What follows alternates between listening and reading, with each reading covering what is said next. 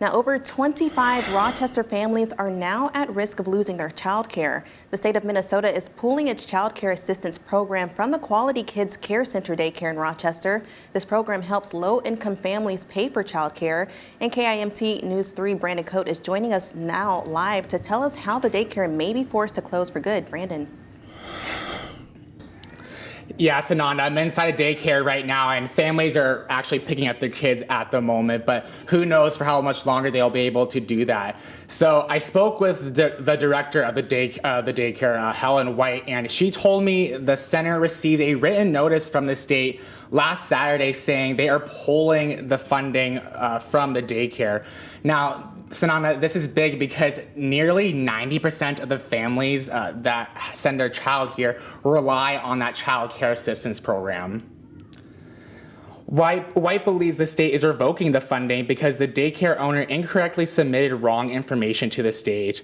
The daycare director tells me it was an accident due to a language barrier, and the owner even reached out to the state to try to make it right.